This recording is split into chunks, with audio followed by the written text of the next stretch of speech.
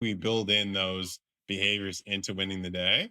So those would be three critical questions that I would ask on a regular basis to really be able to think differently about how they're approaching things, because we don't want it to be transactional. We want it to be transformational, and we want it to be hard, because typically the hardest things in life provide us the biggest rewards.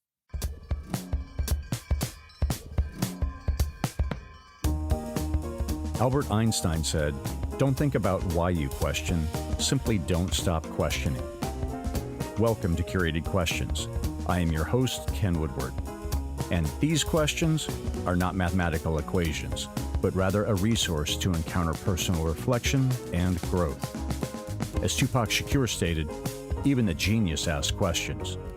Now, let's engage the questioning community. Welcome back to another episode of Curated Questions. Together, we engage inquisitive humans about how they use questions to navigate and make sense of our world. I am a fellow traveler and pilgrim on this journey, and I'm glad you are here. Today's conversation is with Dave Reynolds.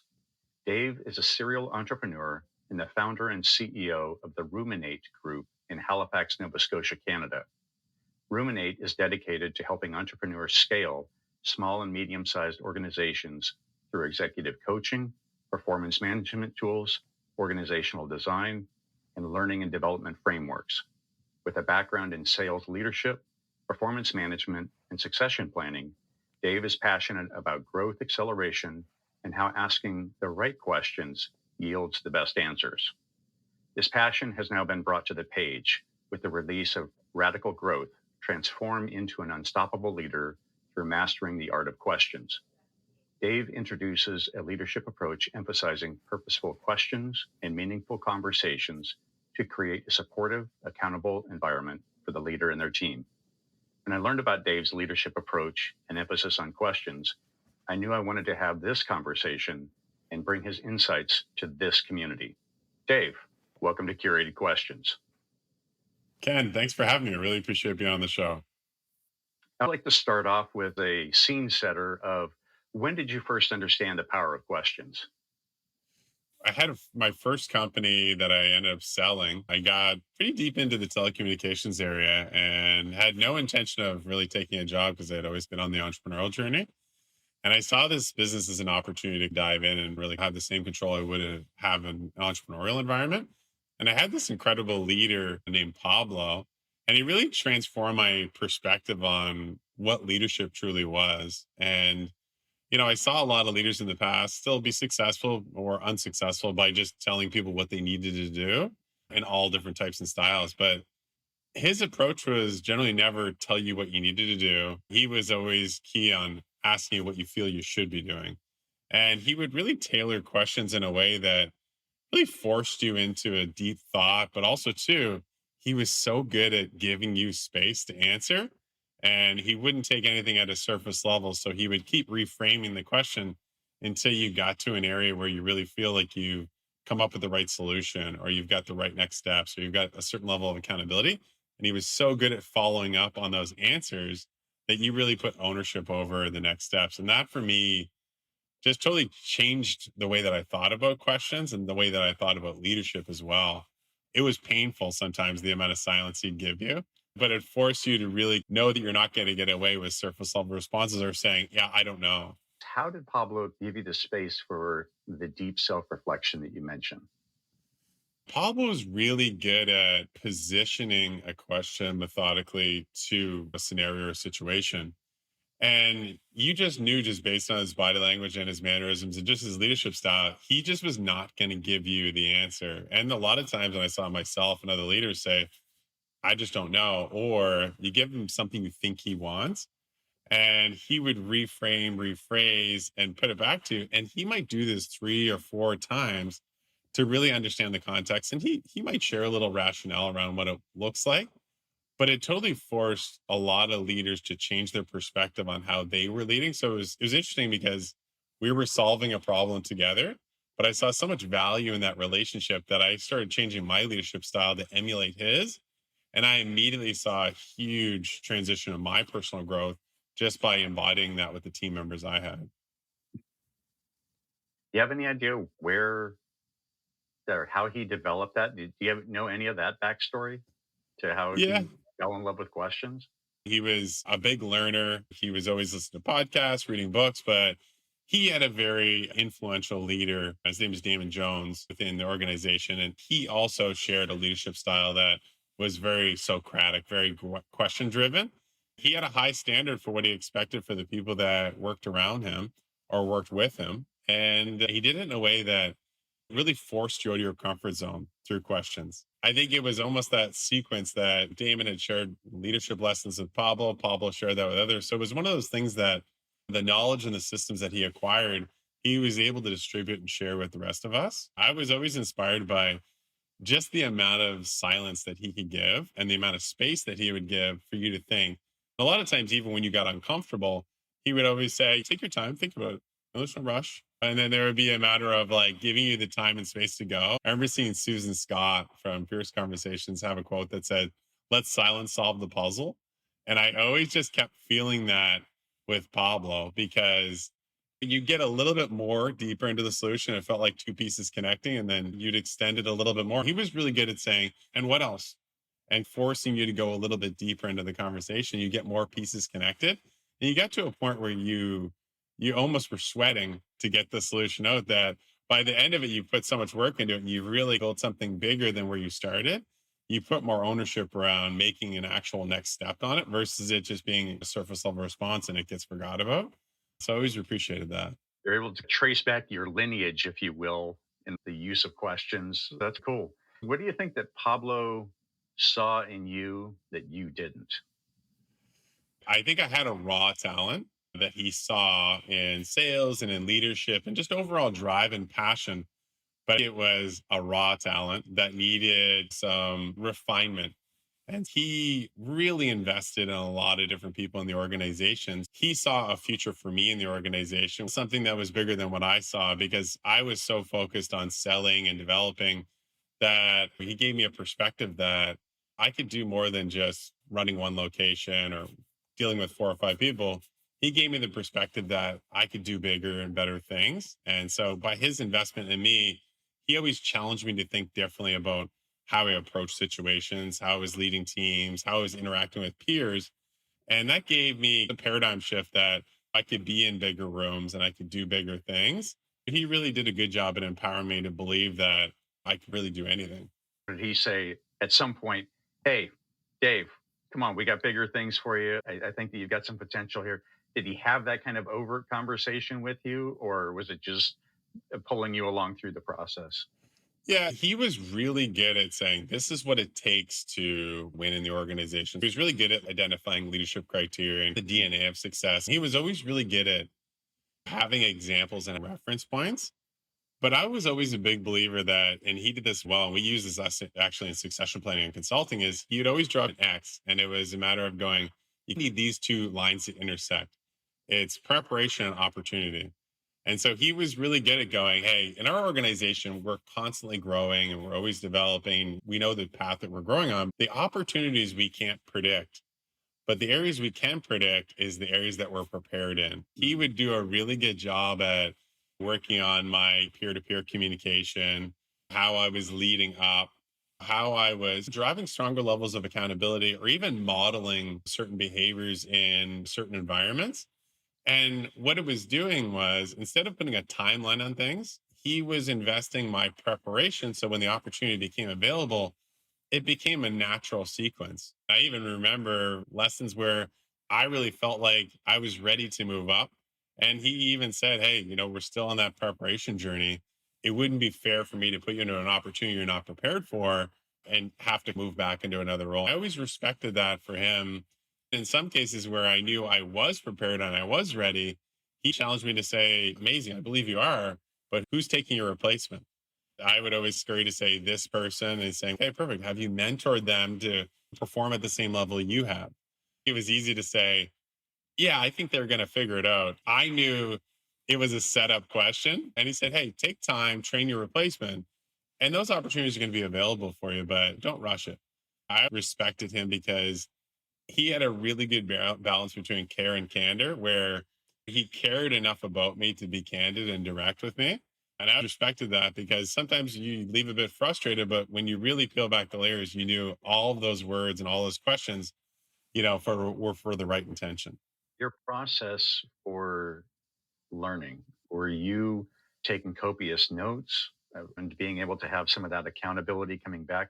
What did that look like for you going through that almost apprenticeship, if you will, in learning? You know what? It was interesting. Pablo was really good around the discipline side of leadership. He expected if we're going to have a call and I was owning the call, he would get an agenda ahead of time. So he would really want to make sure that what are we focusing on? What are we going after? Versus, I remember how many hours that he would spend on the phone. If we are going to spend an hour together, it should be a disciplined, focused hour.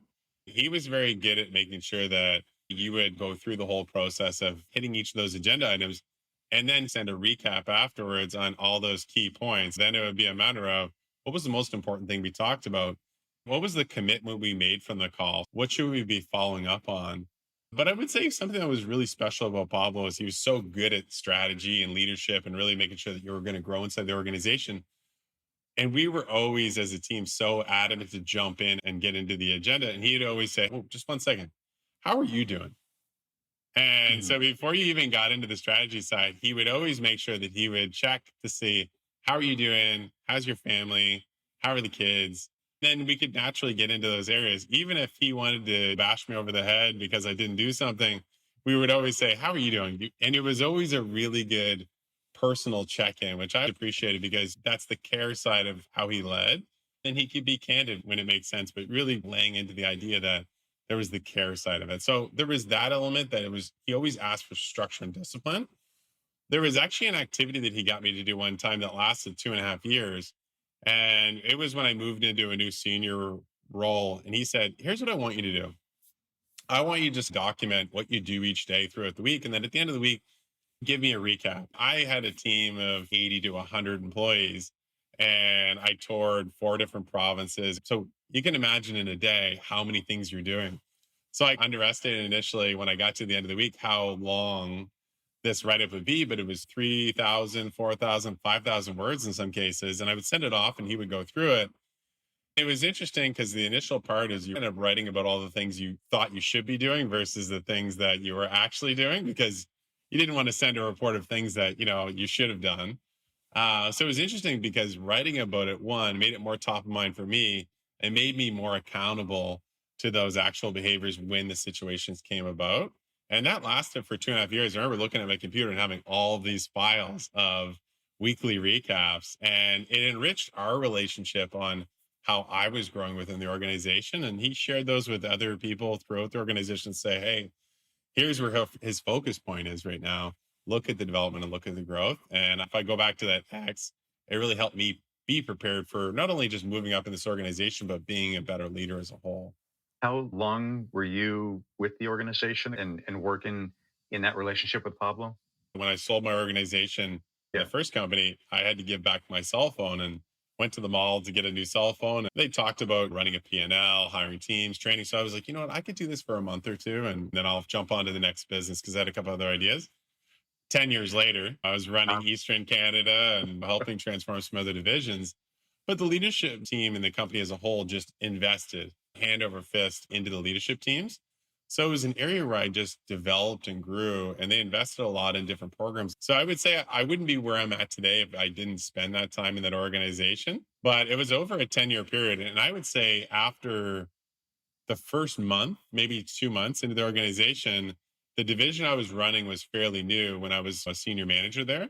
I remember Pablo reaching out to my boss at the time saying, hey, this guy's got something that we haven't seen in this area before. I'd like to reach out to him and have a call. And from then, I would say we met on a weekly basis for, yeah, like the better part of 8 to 10 years. that is quite the investment. That the company, Pablo and the company working together, is in how they invested in their leadership team to be able to grow and foster and to build them. Just the intentionality. Wow, it's impressive. I always admire the organization because they definitely don't hold back when it comes to investments within their leadership teams and their employees.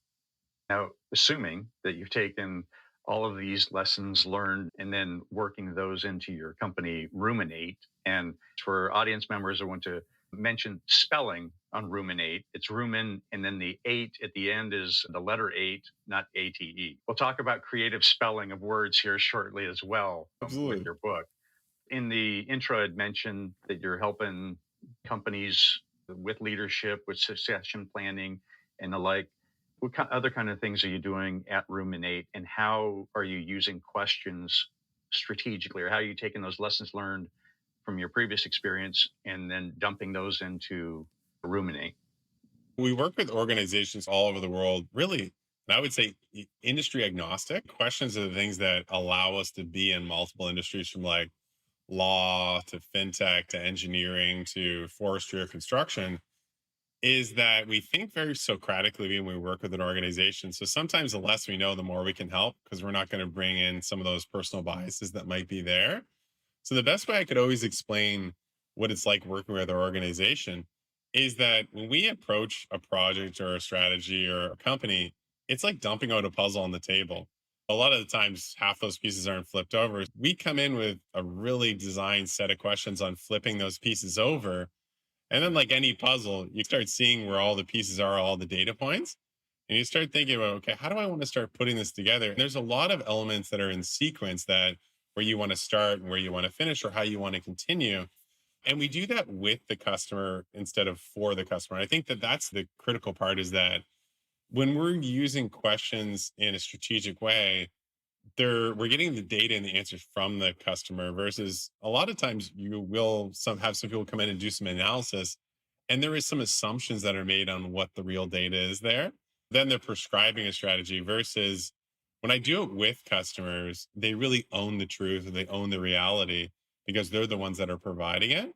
It's easier for us to co-create a strategy together and build something that's customized and meaningful and really tailored in. So we focus a lot on succession planning because I had some really compelling experiences in my life with Pablo and moving up in organizations.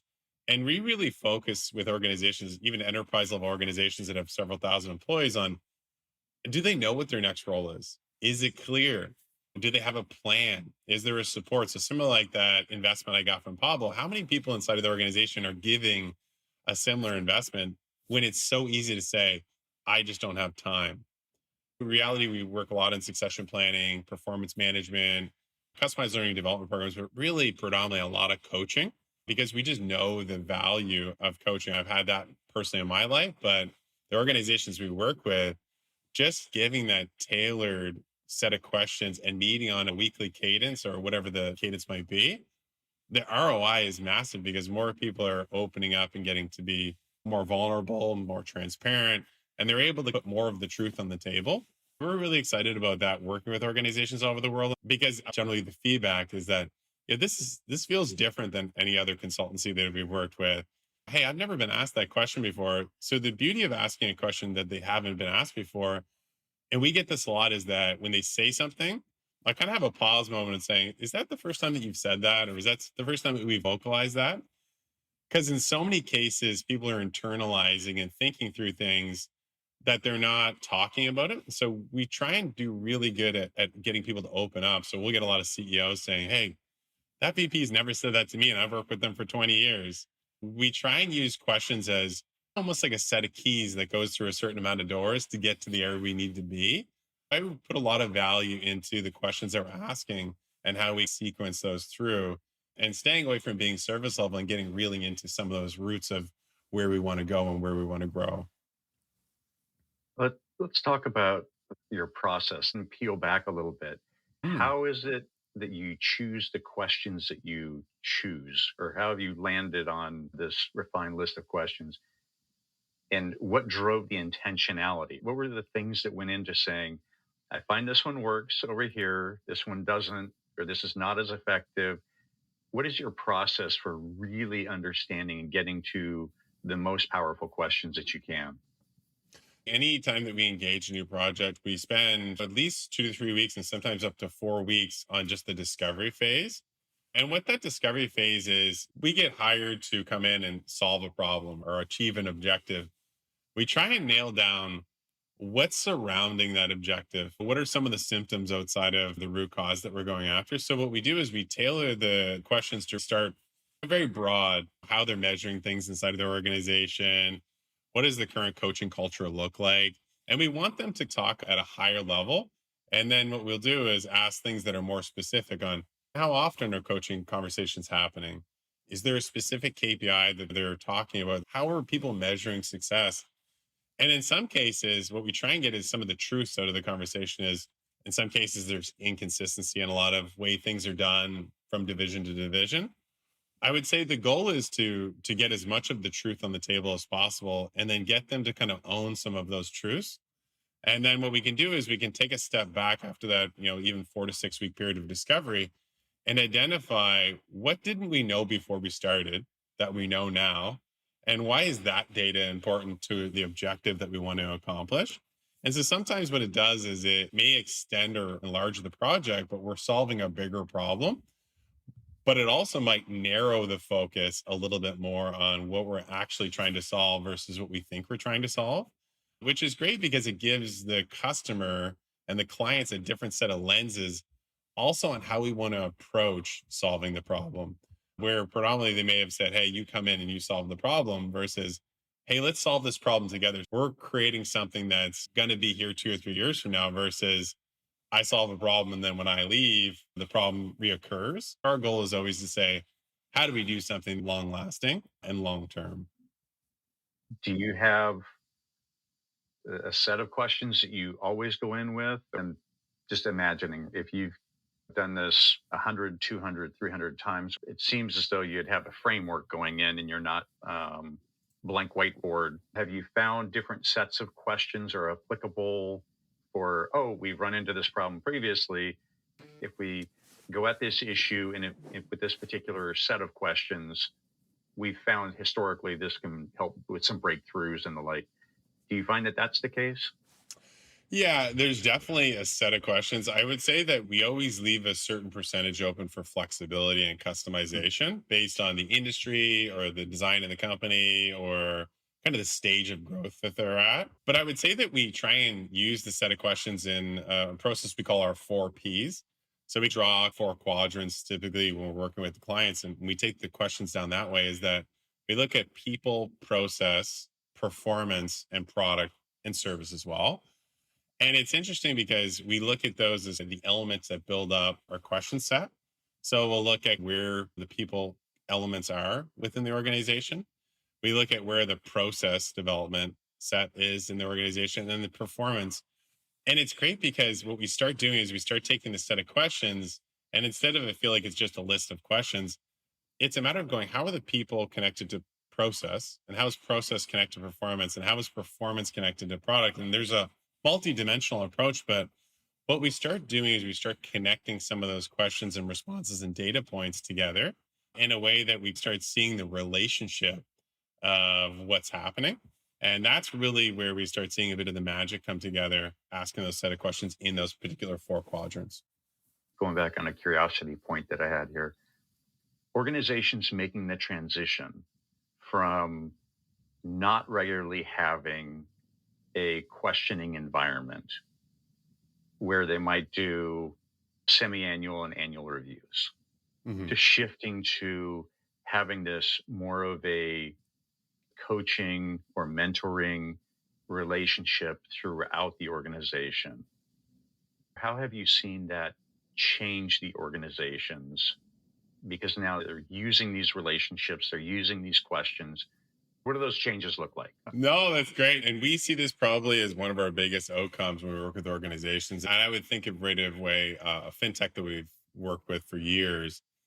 And I would say there was a lot of, we'll call it dependencies. So as in employees are looking for an answer and they go to a leader, the leader gives them the answer and they go back and do the role.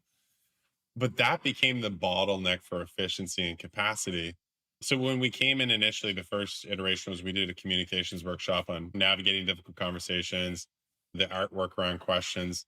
And it just, you could just see it change the way people were leading. And so when we were in team environments, you could see somebody wanted to immediately, hey, okay, can you do this? Or, hey, I'm going to need you to start acting on this. And we would take those pause moments of going, perfect. How do we get to that same destination by asking a question versus telling them what they need to do? And it was difficult. Again, very much a Pablo moment where they were like, okay, I just need to move on. I need to tell them what to do and say, okay, but it's possible. Let's take our time to think about what's the question here. And it was wild because as soon as they framed the question in the right way, that still got them to the same destination, but the person is owning it, they're immediately starting to see better results because the efficiency is open, wide open, because we're shifting people in an employee structure from dependent to independent. And the long term goal is interdependent, where they're like autonomously making those decisions on a growth mindset. I just saw the senior leadership team start leveling up because they were able to focus more on their role of strategy than they were just constantly feeding people answers. We would see they were executing at a higher level. It was easier for them to acquire other organizations and then integrate those teams in. But coaching culture, and I would say questions became part of the culture as well. And it just totally changed the efficiency and capacity management of the organization. That for me has been really trying to honestly a game changer. There's an image in the book and it says, don't feed the ducks. And I remember talking to a sales manager before about this, and they were a really good sales manager, and they were really good at hitting their number, and then they would just give sales out to everybody else. And they were also really good at giving answers to everybody that was looking for them. So they would get calls all the time, emails all the time. And I remember using the analogy with the manager at the time saying, hey, I know you had a park close to your house. I said, have you ever seen the sign that says don't feed the ducks? He's like, yeah, of course. And I said, well, why do you think they put that sign up? It's like, oh, well, if you feed the ducks, they're not going to be able to do things on their own. I said, interesting. So let's take a step back. And what do you think is happening right now with the dynamic with your team? What part of what you're doing is feeding the ducks? And he's like, and you can just see it hit. You can just see it in his facial reaction. I said, how can we stop feeding the ducks and getting them to feed on their own? It was a matter of going, how do we reframe some of those questions so they're problem solving independently? How do we get them to be more proactive on how they're approaching scenarios? How do we get them to come with a solution versus ask for a solution? For me, that's a big game changer for organizations because if you're able to think differently, you're able to do things differently, which is going to give you a different result. I think you just said the artwork around questions, or you said something like that. Does that ring any bells? So Yeah, can the you art of amplify it? questions. Oh, it's Yeah. the art of questions. Okay. I heard artwork and I'm like, whoa, hold on. Okay. That's what I heard. But just the art of questions. Gotcha. Okay. Yeah, I would Gotcha. say even like to that point, I would say it was interesting when I was first started writing the book. We were always saying it's kind of like an art and science of questions because there's a science side of questions on neuroscience around asking questions, but then there's an art form because the way that I ask questions versus the way that Pablo asks questions versus the way that we work with a CEO to ask questions, they have to make it their own, but they still have to follow a methodology throughout the process. And I think that's the beauty of coaching culture, or really what we're calling radical growth, is that it's kind of like a combination between the art and science of asking questions and really seeing that transformational growth. Hmm. Cool. Let's dive into the book. So if you can explain radical versus radical. And so that way, folks, when they're typing it into a Barnes and Noble or Amazon or their local bookstore, they're getting it right. Why don't we start there? Yeah, I love always responding to this because we've gotten a lot of messages since we've been promoting the book launch of saying, hey, you know what? Like, I know we're good friends, but I think you spelt this wrong. It was actually back when I was working with one of my employees around a program we were developing, and we said, hey, it would be great if we had a really amazing name that just really stood out. And we got to radical, and I even did the same thing where I was like, it's kind of different. It's spelled differently, but it's a term from botany that is actually around when a seed plants its first root, so it breaks through the shell. And for us, the reason why it really made a difference is that we were always planting seeds as leaders and sometimes really giving up on them too quick because we don't see the immediate growth or the immediate results. But in reality, and we use this analogy a lot when we're going through growth strategies, is that I always ask on an audience, where does a seed grow? And they're like, under the surface. Exactly. So you need to like water it, nurture it, get it sun before you ever see anything. But I said, is it growing under the surface? And the answer is yes. So there's a lot of times that growth is happening. We just can't see it. So part of the title with Radical Growth is we really want to make sure that we have that discipline and that consistency and that standard to really make sure that we commit to growth versus just looking for something on a quick fix. How have companies who are focused on all their respective metrics, KPIs and such, and it's okay, end of the week, monthly updates, and like, how does this, or how do you help them work through the shift just in recognizing the timeline is probably going to be different than what they've normally been tracking to? How has that conversation gone? Yeah, I think it's almost like preparing them even before we launch a new strategy. And I would say that one of the things that's the hardest in the world is changing human behavior. Mm. So it's a matter of going, okay, immediately we already know that's going to be a difficult part. And that's a lot of what our organization does when we work with companies is reprogramming a little bit of the human behavior. On average, it takes about 90 days to see a result from a new behavior. So you're reprogramming stuff. And we use in the book the Tiger Woods example where he's totally changed his swing. And there's a period of time where his scores dropped in a way that he wasn't winning as many tournaments as he was before, but he knew that there was a long term progression in doing something different. And there's a Jim Rohn saying that if you want something you've never had, you have to do something you've never done. So what we try and do is really get people focused on the input that drives output. So when we look at somebody that's at the end of the day is going to look at their KPIs, look at the results, is a matter of committing to the right behaviors that we know should create the right results. It's really like dialing in and testing new behaviors. And if we're thinking about, again, throwing them out quickly with, we heard the term flavor of the week or flavor of the month, it's a matter of getting away from that. In a lot of cases, the reason why people don't get good results sooner is that they're focusing on too much. Like, as in, they're giving 10% to 10 different tasks versus trying to give 100% to 1 to 2 tasks that have the highest level of ROI to them. We use the Pareto principle all the time that 20% of what you do should give you 80% of your results. But a lot of times when we come into an organization, they're focusing on 80% that's giving them 20%. They're always spending time spinning their tires. So sometimes it's a matter of cutting things down, cutting out the clutter, and making a refined approach to getting them dialed in on their 20%. So then they feel like they can accomplish more with less time.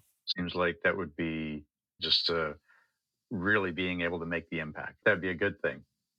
Let's talk about the coachee kind of relationship. I know that this is a big component of the book.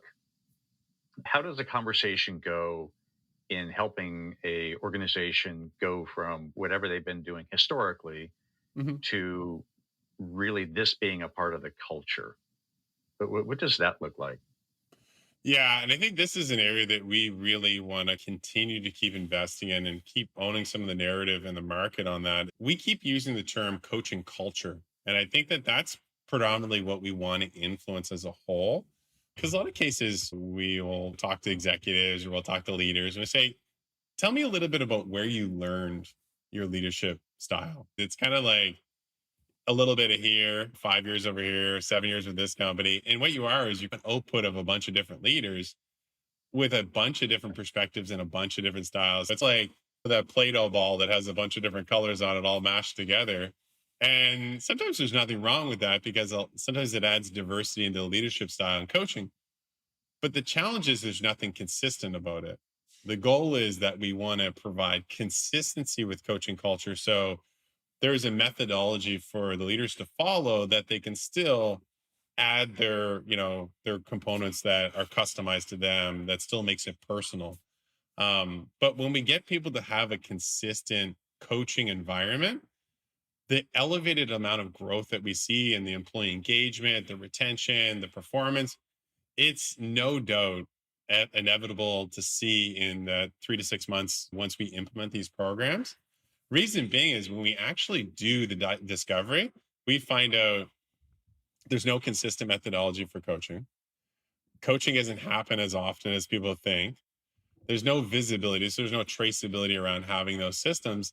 And coaching becomes an ad hoc. So, as in, they're doing it in a reactive state versus when we work with organizations, we shift them into a proactive state of coaching where we're able to get ahead of strategies, we're able to get ahead of performance metrics, we're able to get ahead of potentially retention issues where a lot of times when we go in and we see somebody's been turned over in a role, a lot of those signs would have been identified, months before or potentially years before if you had that coaching culture defined in the organization. So there's a lot of byproducts that come from having a rich coaching culture, but I think it's getting the leaders to lean in and making the investment into each of those employees. And I would say that it's like a piggy bank. Every one of those investments is going to give equity over time and it's going to continue to build and grow. That's why when you see certain coaches or leaders leave an organization, there's a huge exodus of employees. It's because they built equity. They know that the person's invested in them, so they're willing to go there.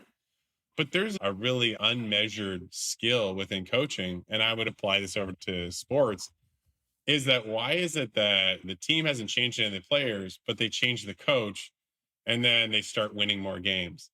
Is it because all of a sudden the players were just like, oh my gosh, this is going to be a better year and we're just going to start playing differently? It's no, the coach brought in a different set of rules, a different set of accountability, a different level of focus. And they're probably asked more from their players. And you asked a really good question around, Pablo seeing something in me that I didn't see in myself. A lot of times that has to be with the leader and the coach is that you need to get them to see themselves differently so they can perform differently. That's where we see the biggest return is sometimes that just employee engagement and that focus, and they start to be magnetic inside of an organization because the people that coach more often is who people want to work for. I'm stepping out of the federal service and really appreciate my chain of command and the leadership. All of that was very, very good. We defaulted to the kind of twice a year evaluation where the intentionality was placed for talking about performance. There might be some ad hoc things that would go on a little bit, but there just wasn't an intentionality that goes with it. I see great benefit in the different coaching things that I've been involved with as well. Just as you say, that accountability on both sides of the conversation really make for a greater bond, greater understanding. And then to the point of succession planning and knowing, hey, backfilling me when I get promoted or knowing what you want in your career and what that looks like and how are we going to get you there. Just in the world of human flourishing, that's all of those things would exist. Because if I'm looking out for you, if I'm your boss, and I know that if I've got a growth mindset, I know you're not going to be here for forever. And my job is to ensure that you're not here for forever. As much as I love you, you need to grow. This is what we're here for. I'm excited about this happening in these organizations that bring you on, or any organization that's really adopting this coaching mindset and coaching culture as you're talking about. That's really cool. Yeah, and it's interesting. You can kind of put coaching in two categories. There's formal and informal. You could easily take a step back and say, okay, which one's more valuable? The easy answer is they're both valuable. It's just they're two different structures. That's why we help companies structure their coaching models customized to their company. You'll always see the data saying the more coaching that you're doing inside of the organization, you're going to have a deeper connection with the employee, the team, the division. I would say that when we look at formal succession or really coaching structures, we say, okay, if every 6 months we do a formal coaching structure, how many times are you coaching in between to influence the next time you come to the next formal? So it's a matter of going, are you coaching on the fly? And that could mean as simple as a 5 or 10 minute conversation to kind of check in. How are they doing? How are they performing? How are they evolving? And it doesn't have to be something that needs to be documented, but it's a matter of going, I care to connect. We did this with a big call center and they had a lot of formalized monthly coaching programs. They were very dedicated, very performance focused. But it's interesting when we actually surveyed the team, the biggest value they got is when the manager would walk the floor, they'd hear a call, and then they'd sit down and say, hey, that was a great call. Where do you think we could have improved with this section of the call? And they leaned in and said, oh, I think I got stuck here. Okay. What's another phrase or what's another area that we could have tapped into? And it was just the 5 or 10 minute area of just going, I saw a minor correction. Let's fix it. they gave such kudos and feedback on that that it kept influencing their formal logs to really kind of help get them to where they're going, because we can't just expect over a month that they're going to come into the next formal coaching scenario and nothing's been invested along the way to get them there, because not everybody's just going to do things independently. We have to have those reconnections along the way. And sometimes I'll even draw a line where we say, hey, in between those two formal coaching, how often do they get off the line or off the road? And then when are we correcting them to kind of stay back on there and stay focused? And that's really where we look at how do we coach and develop informal coaching as a culture and as a system. And also, too, how do we improve the formal, and are we doing the right cadence? Really, there's a lot of data that we'll pull out of those different environments to say we should lean in more to this area or that area. I'm really, really passionate about that because it becomes less about a check the box approach than it is about they actually see coaching as an investment that has a high level of return. Now, that example that you gave of the one doing the informal coaching, because I've worked in a call center before, and that thought of you got the boss or the supervisor sitting in the office, there's some that are going to walk the floor that you mentioned, and then there's going to be probably a bigger percentage that won't. What would be the characteristics of that individual that chooses to walk the floor? And I'll throw out an easy one. Is that an introvert extrovert thing? Yeah, I think that's a really good one. And I've seen introverts do it really well. I've seen extroverts do it really well. I would say, but everybody approaches it the same way. It's uncomfortable when they haven't built that skill. It's like asking somebody to do a role play. You always see everybody grimace and go, "Oh my gosh, I don't want to do role play." Well, you don't want to do it because you don't do it often enough to make it comfortable. But once they start seeing the ROI and the return and the performance of doing those often enough, not only do employees cringe when they see a manager walk onto the floor, but they lean in and they're usually performing at their best. It would be very similar like when you see a coach walking along the bench on a basketball team. They're having a lot of one-to-one individual conversations before the player goes back out on the court. It's the same way we should treat those on the fly coaching things, but we've seen this very much in law firms as well. As pop into the office. Hey, what are some of the files we're working on? What ones are you most excited about? How's the progress going? Is there anything that you've taken away from this file that, has changed your perspective on how we should approach the strategy? And it's just a matter of going, hey, great job. So sometimes it's recognition and connection, but it's also showing that care and candor approach to those touches. And I really just see the return come back from the employees because they can see that your leader cares enough to hold you accountable. And a lot of people probably, maybe to circle back to the original question, is like, I think a lot of people just avoid conversations that they know that they should have. And it's a matter of just getting really good at having on the fly conversations that are really focused around the person's development.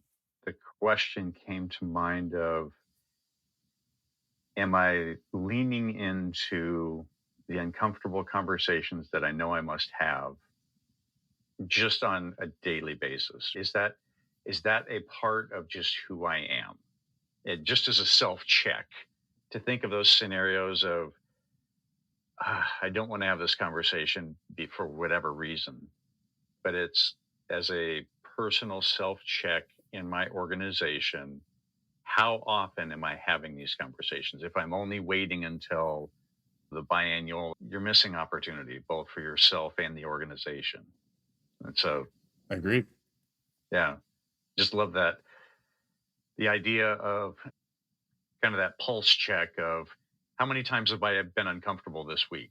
And then as it gets more and more comfortable, right, then that kind of wears off. Okay. Yeah. And I think, Ken, a point to build on that I think is really valuable is when we work with leaders and we're going into the cadence of having those on the fly or informal conversations, is that what's the value of having the conversation? And what's the fear about having the conversation? Like really getting good at putting that on the table initially. The value always outweighs the fear. The fear is uncomfortable because they don't do it enough. And it's a matter of getting somebody that's had it to give an example to the rest of their peers to start culturalizing or putting that into the culture of the organization. That doing this is really part about winning and our reinvestment into the teams. Now, the other challenge that we face is that they'll see an opportunity to have a conversation and they'll wait and they'll wait until the conversation isn't as relevant as it should have been. Hey, when you did this last week, it really impacted the way the team was performing. The immediate thing without them saying is going to be, well, why didn't you tell me last week? Or why couldn't we have had this conversation last week? And that happens all the time. So there's a thing called the law of diminishing intent, is like the less or the more time that you take to do something, the less likely you are to do it. We get that all the time when we're coaching executives, is saying, common question I'll ask is, what's the most important conversation you should be having right now? And they will immediately, within seconds, say, this person, this conversation. And I'd say, amazing. When did you realize that you should be having that conversation?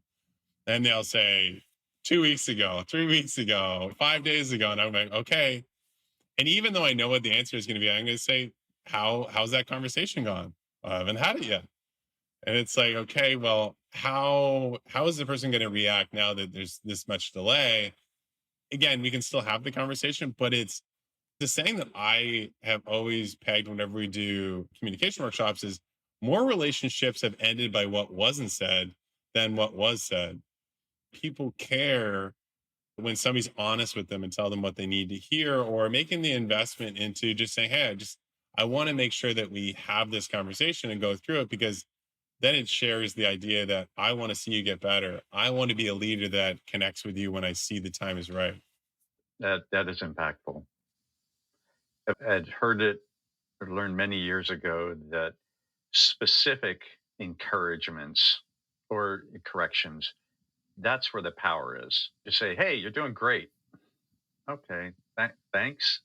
But to say, this is what made it great. This particular action that you took, or this particular thing, because now that really sits in, and as a seed, if you will, it really nestles in, right, to be able to grow.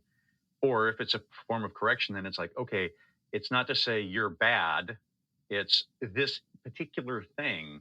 So great, now there's an opportunity for change, or to fix that. But the generalities just they're not that helpful. So the more specific we can go, the better. And so in this case, I'm thinking, what a missed opportunity for specific, because these emotions were active at that moment. All of the different things that were going on in the body were happening. They knew about what was going on at home that made it good or bad. And all of those different things are very alive at that moment. So to be able to give that feedback, then it's just going to make it far more robust, because they won't have to construct all of that now when they're trying to recount the moment 2 weeks later. Yeah, because we all lose a lot of details. And I think that you're hitting a key point, is that every conversation is going to have a little bit of both, but it's going to be either emotional or logical or both. But in reality, I would say some of the worst decisions I've seen leaders make is when they're in an emotional state and they're reacting. Versus what we try and do is, when we're working with organizations or leaders or individuals, we really try to get them into a logical state. How's this going to impact them? How do we want to have the conversation? How do we not make it reactive? How do we get them to own the conversation, own the next steps? Those are critical things, because we get a lawyer reach out and say, hey, this person just emailed me and I want to call back. I want to message back and say this. And it's like, well, is that an emotional response or is that a logical response? And I say, because I know how much you value that client or that customer or that partner. Yeah, you know what, you're right. I said, okay, so how can we approach this in a logical way? And then it's a matter of going, well, here's how I feel about it. Amazing. Okay, but let's approach this logically. And they'll write those pieces out and saying, how does that sound? And is this something we should pick up the phone and have that conversation? So it's a matter of like really rethinking about how you want to have that conversation. And that's the point I'm leading to, is that sometimes we take important conversations and we put them through the wrong medium. They write somebody an email when it should have been an in-person meeting. They should have drove down and had that conversation one-on-one, but they did it through a text. That's a challenge that we face whenever we audit how communication is being done, is really critical, because in a lot of cases, it's not so much what you said, it's how you said it, is like the old saying. And that's so important, especially in the technological era that we're in, is really about having, how do we really curate the right conversations in the right environment with the right amount of timing in a logical sense. Getting people dialed into that really is important. And we always have moments where leaders they own yeah, I'm totally doing it this way when I should be doing it this way, but I'm so busy. So it comes back to time and capacity, but it's a matter of how big of an impact is this having when it would have taken us, what, 2 more minutes to have that conversation, right?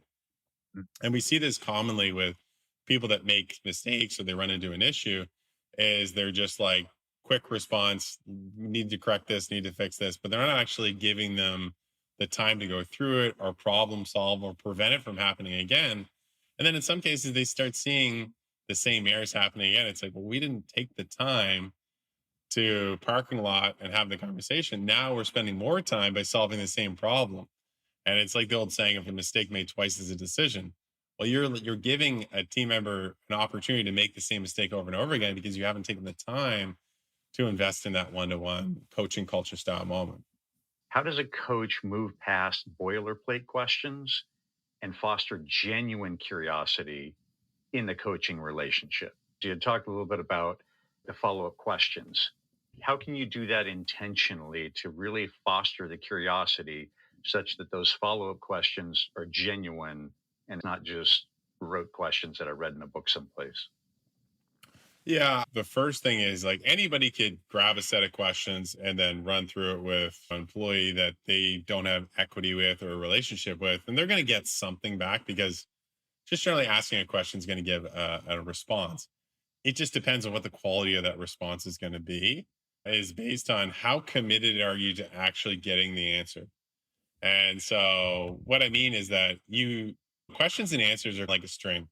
They're probably only going to give you a little bit. It's a matter of how willing are you to like rephrase, mirror, give people enough time and space or silence to get more of it. I would say in a lot of cases, it's not that the people aren't equipped with the right questions. They're just not committed to actually going farther into the question sequence. And something I see common with leaders is they ask surface level questions, they get surface level responses, and they move on. And one of the bigger companies we were working with on the tech side is I saw the CEO walk through and he asked one of the head guys in sales, he goes, "How are sales?" And he goes, "Oh, sales are doing good." And he kept going towards his office. And I stopped for a second because I knew the guy well enough to say, "Amazing. Like sales are good. That's awesome. So where are you at for the month?" And he said, "Oh, we're at this number, we're at this volume." And I said, "Perfect. What was the goal you set?" And as soon as I start getting deeper into it, you can see his body language change. "Oh, okay, it's there." I said, "Perfect. Okay, so if you did just kind of the trending on it," I said, what are you trending for the month?" And it was under the goal. And I said, "Okay, I know when we asked about sales, you said good, but it sounds like you're underperforming towards your goal. Walk me through that." And then they're like, "Well, actually, these are the areas that we're missing." I said, "Oh, well, why do you say good?" I think it's just a natural response, like to say good. So in reality, it was interesting because that changed our relationship with the CEO, but also too with the sales lead, is that we have to be more specific with the questions we're asking. We can't do it in passing. We have to really commit to the time we're having. And even though that conversation only took us 5 or 6 minutes, the accountability level raised in the room because it would be a matter of I'm going to take the time to find out what the number is with you instead of for you and do it in a way that it's okay to be behind. It's a matter of what are you going to do about it to correct it. And then I remember coming in literally a week later and saying, "Hey, how are sales?" And he said, "Good." And he was almost through the sentence and he's like, "Here's where we're at. And we're actually trending over this particular area. We tried what we talked about last week and it's really working well." Amazing. That's great. So then we've got to give them that recognition for that commitment. It reinforces putting the right behaviors in place. So I'd say the response to your question is again, it's not even so much the set of questions that they're always using, but it's a matter of going beyond the surface level and really getting into the kind of the root. So asking questions in a sequence. How do we get deeper into the actual conversation? But it might be even just giving somebody the chance to expand by asking another question of, okay, and what else? And not letting people say, "I don't know." And I think these are critical things that most leaders aren't comfortable with sitting down and committing to saying, "Let's figure it out, but I'm not going to give you the answers." And I think again, back very much like a Pablo style moment that I use with our clients all over is really making sure that you're willing to commit to finding the answers. Because I'll look at our consulting approach. I could come into the conversation. I know within the first 2 minutes what they need to do. And I could easily say, "You just need to do this, this, this, and this." but we're going to spend the next 45 minutes asking them a set of questions so they come up with that same outcome, but they own the result. Because I go, well, if I give you the results or you find them on your own through questions, say, where's the ownership going to come from? And they're like, oh, over here. That's the critical part is, did we get ownership over the conversation? Do we increase the value in the relationship? Yeah. Do we have a plan? Have you created a follow up? And like having some of those sequences in makes a critical difference. As you're talking through that process of being committed to it as a leader, you're not going to let yourself off the hook by just asking one question. It's no, we are committed. So we're going to ask more follow-up questions just to be able to kind of dig in to fully understand for me and the other people that I'm talking with. What is often elusive in a coaching relationship? Yeah, the elusive part is that most people just don't prepare for a coaching conversation. I would say that there's no like really set structure. They kind of go, well, coaching for me is a natural skill. I've coached all my life and I'm just going to jump in and have that conversation. I've coached for almost 20 years. And every time I get up in the morning and I'm having the agendas going out, like establish my set of questions and I really visualize what some of those answers are going to be. Because with most questions, there's only so many answers. And it's a matter of how can I sequence through to get them to an area of realization or self awareness or commitment.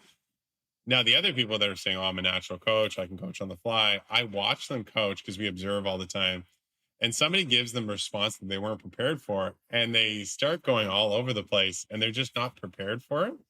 So I would say that just being proactive in the coaching environment is probably the most critical part versus just believing that you can just jump in and have a coaching conversation. It also doesn't respect the person you're having the coaching conversation with because if they've committed to being there, preparing for your agenda, maybe establishing some numbers, bringing a paper and pen, and you just come in, lackadaisy, and you're really not fully committed to the process, you're just not going to get the same return from that coaching conversation that you would if you had been proactive and fully leaned in. That's probably the biggest part that I see that's really missing. And so that's predominantly from the coach perspective. So, what about from the coachee perspective, coming the other direction? What do you think that the coachees may miss out on in a relationship like this?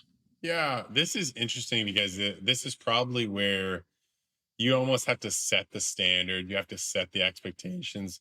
And a lot of times when we create the coaching environments, non-negotiables, it's a matter of going, what do you expect your coachee to come prepared for the session?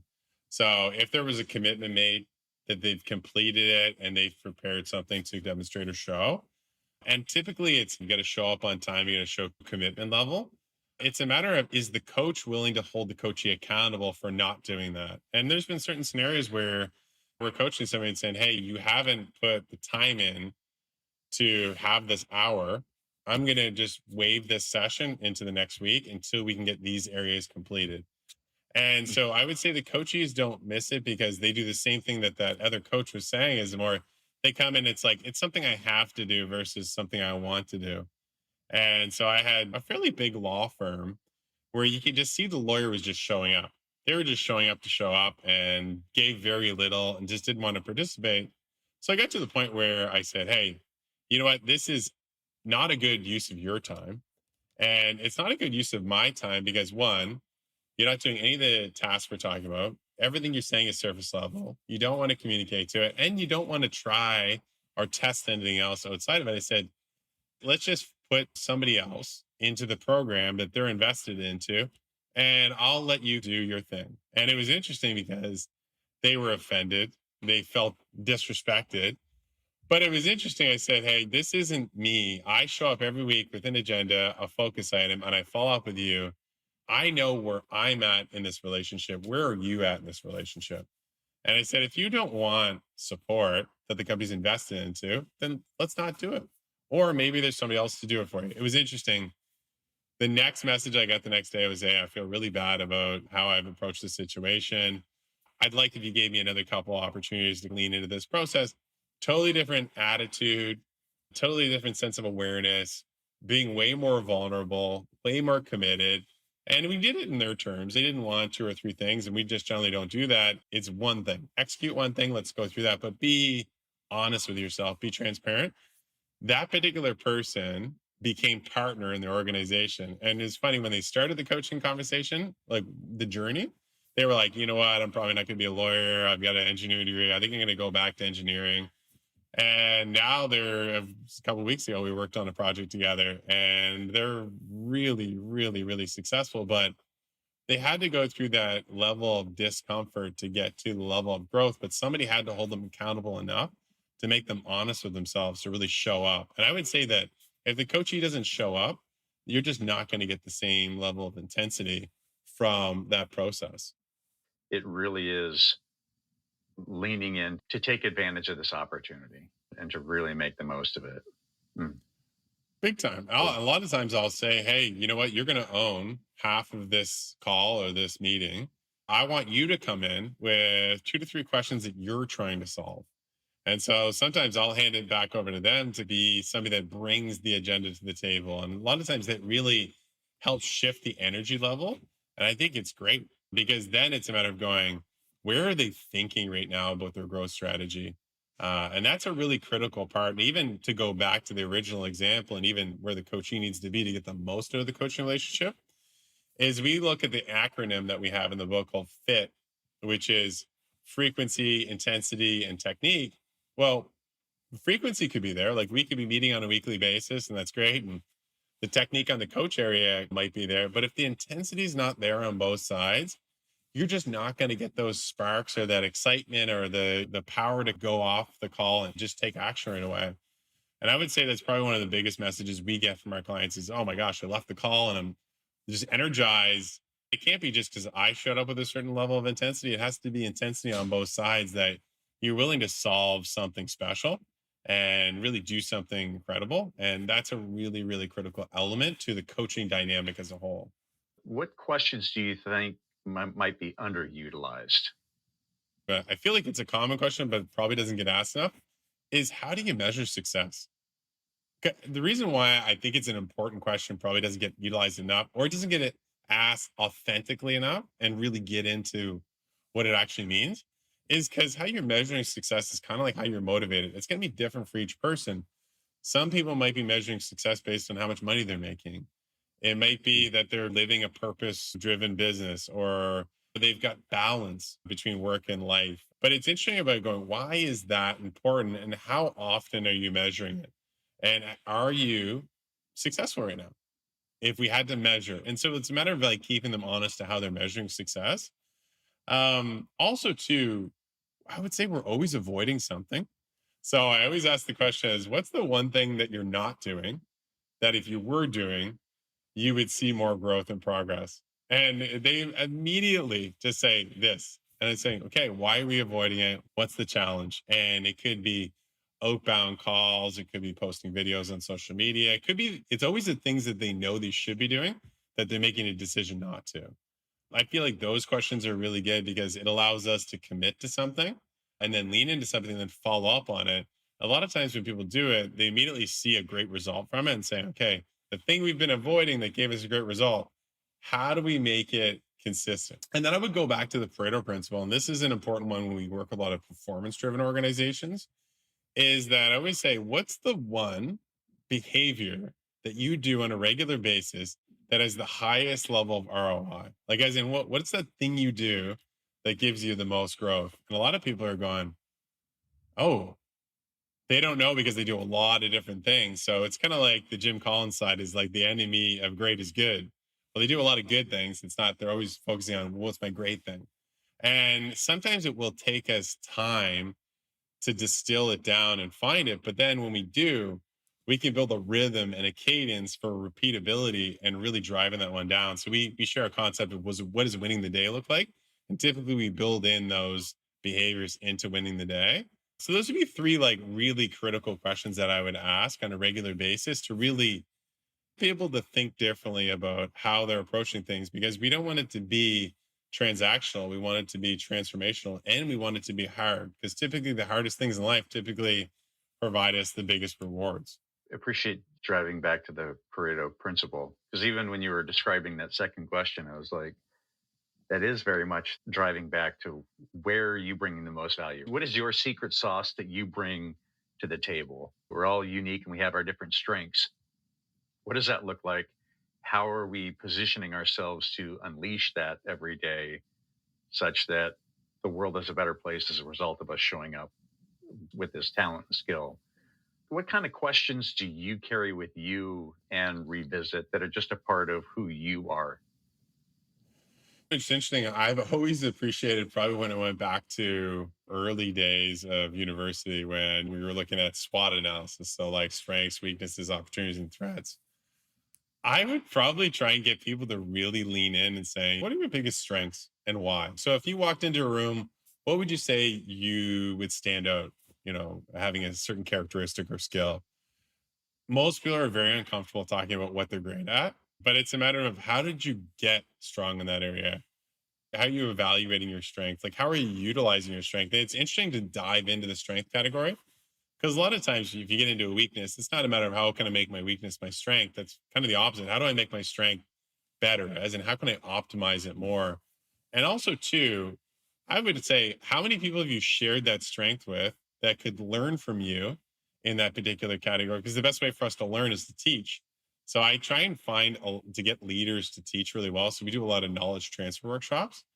Then the other part too is opportunities. So what do you see as your biggest opportunity for growth right now? And typically they'll come at a very surface level response. So sometimes I might reinforce it back to saying, if you were coaching yourself, what feedback would you give on your biggest gap or your biggest opportunity? And a lot of times people are like, oh, and you have to give them a space. You can't jump in. You really need to like let them go with it and try not to plug in examples. It just there's something really important that comes out of that saying, okay, but why is that such an important opportunity for you? How would that help you? What would be the impact on your career? Things like that would be really great.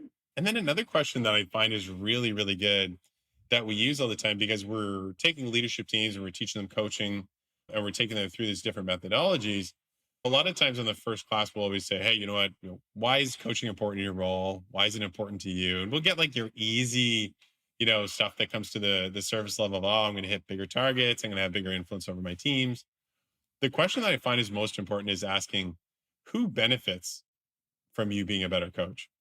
And it's interesting when they have to start writing down all the names of all the people because you're going to be like, my kids, my partner, my employees, my boss, and it becomes a multiplier.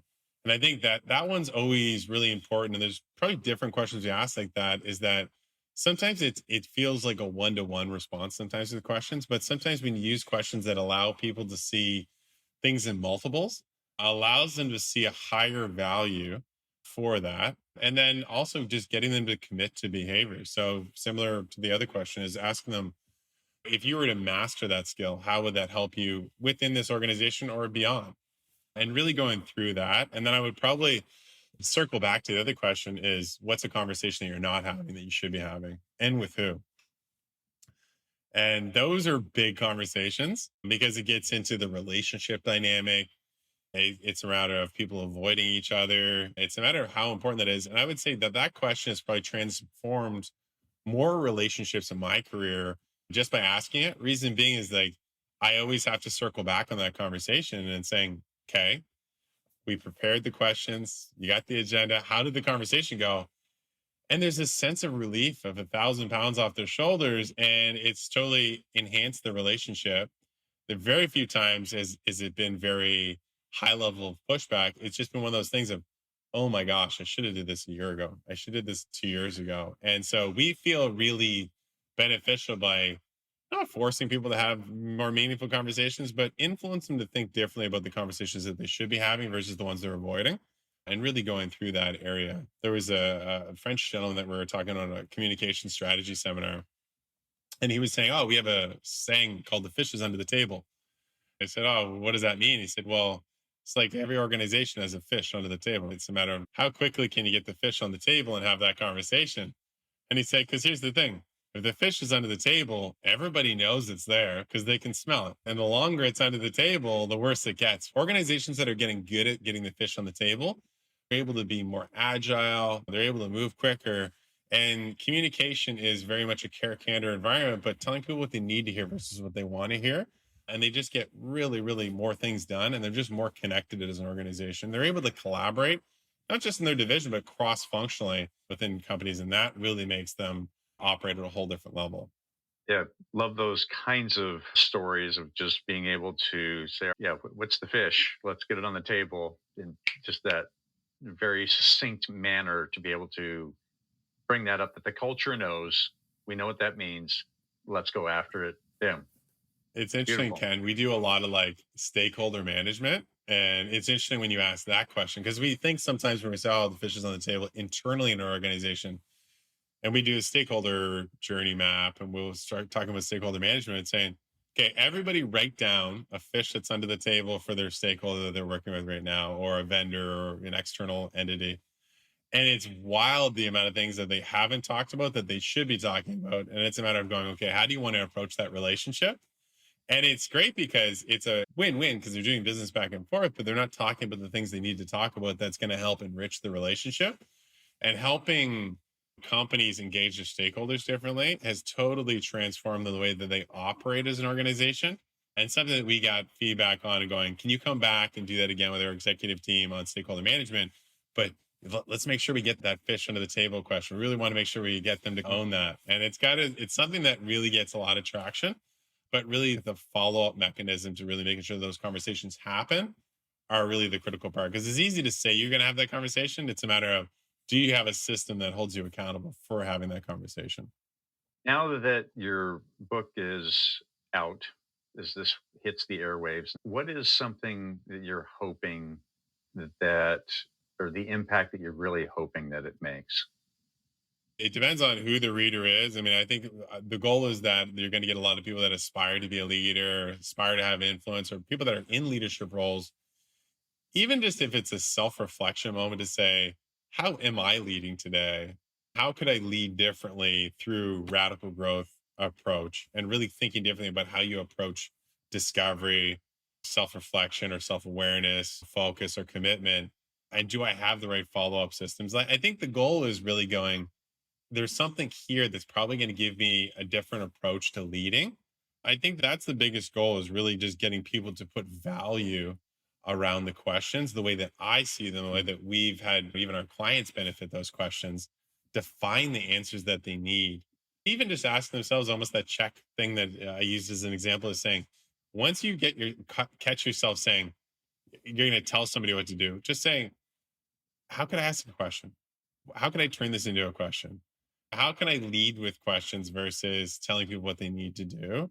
And how do I influence my teams or the people I work with from being dependent to being more independent? For me, that would be a huge ROI is to really just getting readers just to see the value of questions within leadership and within life, because even beyond business, questions have such an impact on how we engage and interact with people. It's interesting whenever I network, just an example, I see a lot of people really trying to sell themselves in networking engagements. And I'm always the person asking everybody questions and questions and questions and questions. Then they're like, they'll even have those pause moments. Like, what do you do? And I'm like, I'll explain what they do. And they're like, okay, this makes a lot of sense because I'm telling you everything and I had no idea what you do. But it was great because when people feel heard and they feel connected, they do that more by being asked questions, by being told something or shared something. So I think, again, that's for me is really the biggest benefit is that people lean in and even reach out to us. We love to share kind of strategies and techniques for all different kinds of scenarios and situations. As a lover of questions here, I am fully on board with the mission you've got here. I like to ask folks what I'm calling a right now question. So that's something beyond what are you going to have for lunch and who and if you're going to get married, those big questions. But this is more of what are the questions that are you personally actually working with right now? So, what is your right now question or questions? Yeah, that's a great question. Is it like from a self reflection perspective or right now questions that I'm asking clients? More about you, what you're asking, or kind of self reflection, what's going on in your life right now. I know you're busy with the book and family. What questions are you kind of carrying with you right now? Yeah, I really like this one, and I'd probably say this has been the biggest focus for me this year. Is I always pick a word every year, and I've done this since 2017. And my word for the year was value. So the question I keep asking myself is, how do I add the most value to every interaction that I have this year, this day, this week, this month? And where am I adding value? How am I adding value? How is value being perceived? Because if I think the value is very high of the information we're giving, but somebody doesn't, then we have a misalignment. So I would say that right now part is very much around how am I adding value to those around me? And it could be through the book, it could be something as a simple interaction, it could be as simple as a text message, but it's a matter of going, am I adding value? And so I think for me, it's also too a bit of an audit that I'll always ask from a right now perspective to say, and I'll usually use this at the end of the day to finish off the day is, do I feel like I added value to everybody that interacted with today? Where could I have added more value? Did they perceive that as valuable? And that's been a really good process for me lately, really going through that and just really being accountable to making sure that I'm adding the most value possible to those people that I'm interacting with. That's cool to do the word of the year. I've heard that and haven't been successful in implementing it for an entire year. So, just out of curiosity, what have been some other words that you've used over the years since 2017?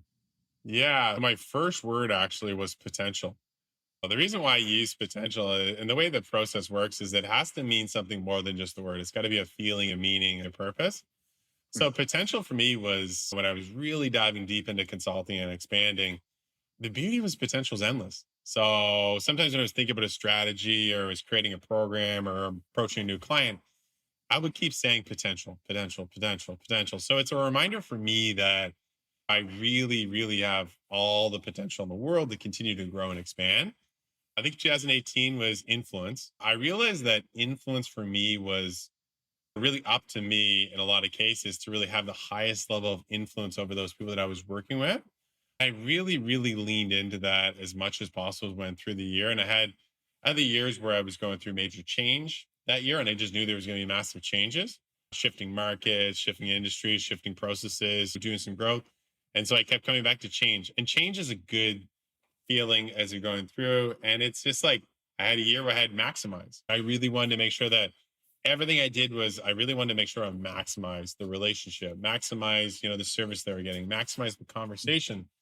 I really have embodied that whole concept of picking a word every year. And this year it's value because I was giving something to the world with Radical Growth is really making sure that it's not just about putting out the book, it's about adding value and sharing value that I've thought about for over 10 years and really continue to keep like growing. It was kind of a bucket list thing, but it was less about I got to stop talking about this and I got to do something. Fair enough. Yes. And you're also carrying on the lineage of asking questions of Pablo and his mentor and passing it on to others. So it's a beautiful lineage to be able to trace. As we're getting closer to wrapping up, any other thoughts or encouragement about questions that we hadn't explored? As you were thinking about this conversation, you're like, oh, cool. I hope we get to talk about this. And anything that fall into that category? Yeah, definitely say getting back to the point around like proactive versus reactive. I think like a lot of coaching, really it's about shifting into a proactive state and really nailing that down. I would say that preparing for those coaching conversations and committing to the coaching conversations is critical because a lot of times when we're influencing new leaders, it's so easy for them to just not do the coaching scenarios because something came up. It's a matter of really committing to the process, making it proactive, really adding intentionality, and really thinking about the questions that you want to ask. And I think it's questions are like the law of 10,000, right? Like 10,000 hours. It's like you're not going to master questions overnight, but the more you ask questions, the better you're going to get at managing the responses and then adding additional questions throughout the process. But there's all kinds of different ways of asking questions. So I would say that, and we share in the book around like, how do you mirror as a strategy? How do you paraphrase? There's so many different ways to ask questions in different structures that creates us a different process for responding. Because I could ask one type of question in 5 or 6 different ways, and it's probably going to get me to a different path. So it's a matter of just like consistently staying throughout the process. And I would say going back to the key theory, and we were originally going to use a key on the title, is that the question is like a key that opens a door that potentially has never been opened. So don't fear going a little bit deeper into a conversation because you're maybe scared of what the results are going to be or what the answers are going to be. Ultimately, it's going to be cross beneficial. It's going to be beneficial for you as a leader, but it's also going to be beneficial for the person that you're coaching. And that questions in leadership can be down, across, and up. It doesn't always have to be a leader to an employee. And kind of purpose why we added the coachee component in there is that I've saw so much transformation happen at a peer-to-peer level where they're coaching and they're not even their boss. And it doesn't feel like coaching because you're asking in a curious way and really just making things feel curious when you're asking those questions. And it's those people that can get so deep into a conversation that somebody says, "Oh my gosh, I didn't realize how much I was sharing," because it's just the way you're asking it throughout the process. But yeah, really excited to kind of jump on the journey. And the book comes out March 25th on Amazon, Kindle, Barnes and Noble globally. And we're just like, really excited to share it with everybody and get some great feedback. So along those lines, where's the best place for folks to track you down, catch up with you, understand what you're excited about? But where are those kind of touch points? Yeah, if you reach out to us through the website, we've got www.rumin8, RUMIN, number 8, group.com. But also too on LinkedIn, we've got a pretty consistent feed on LinkedIn. So if you look for Dave Reynolds, based out of Halifax, and yeah, would love for people to reach out. And also too, we have a Rumin8 page on Instagram. Those would be the predominant areas to reach out, and then always reach out by email as well. Cool. Excellent. I appreciate you documenting in the book all the things that we've talked through today. Thank you for sharing your leadership approach with this community. And I appreciate the emphasis on the purposeful questions and meaningful conversations to support leaders and their teams. So, Dave, thank you for being a part of the Curated Questions. Thank you. Thank you very much, Ken. I really appreciate you having me on the show and amazing questions.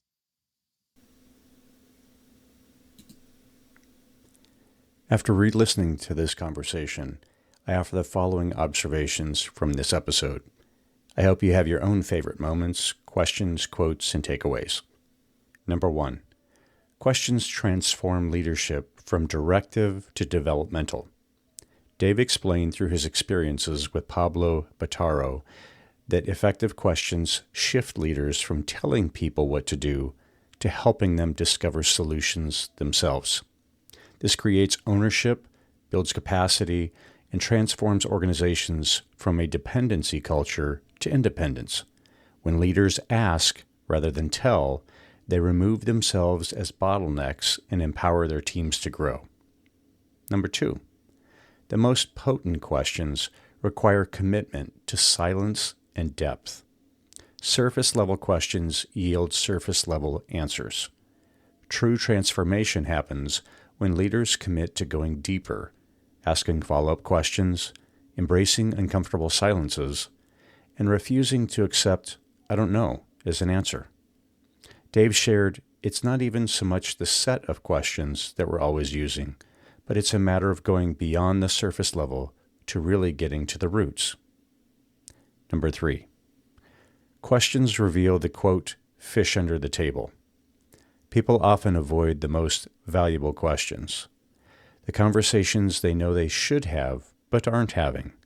As Dave highlighted with the French saying about the fish under the table, questions can bring hidden issues into the open where they can be addressed. This requires courage, but as Dave noted, more relationships have ended by what wasn't said than what was said. The right questions asked proactively rather than reactively can transform both professional and personal relationships. And number 4, effective coaching requires mutual investment and intensity from both sides. As Dave emphasized, coaching isn't just about the coach showing up prepared. The coachee must actively participate in the relationship. When both parties bring intensity and commitment to the conversation, transformation happens. Dave illustrated this with his FIT acronym: frequency, intensity, and technique. explaining that while frequency of meetings and good technique matter, the coaching relationship falls flat without intensity from both parties. The most successful coaching partnerships occur when coachees take ownership of their growth, come prepared with their own questions, and implement agreed-upon actions. As they've demonstrated with his reluctant lawyer client, who later became a partner, sometimes the breakthrough comes when coachees are held accountable for their participation in the process. And with that, it's a wrap. As always, to those who on the other side of the speakers, thank you for being here. Dave may very well have taken the lead among podcast guests for the most questions asked during an episode. He provided both strategic and technical ideas for using questions with the various forms of leadership. Now this wisdom is entrusted to you for adoption and implementation. Remember to be a light to yourself and to those around you. Gratitude shout out to Beauty Pill for the show's music and producer Ben Ford for the technical help. This episode was recorded on Piscataway land. Please engage with this episode in some manner. Download, follow, save, like, and share or comment about something that resonated. This action ensures we are engaging the questioning community. Until next time, keep questioning.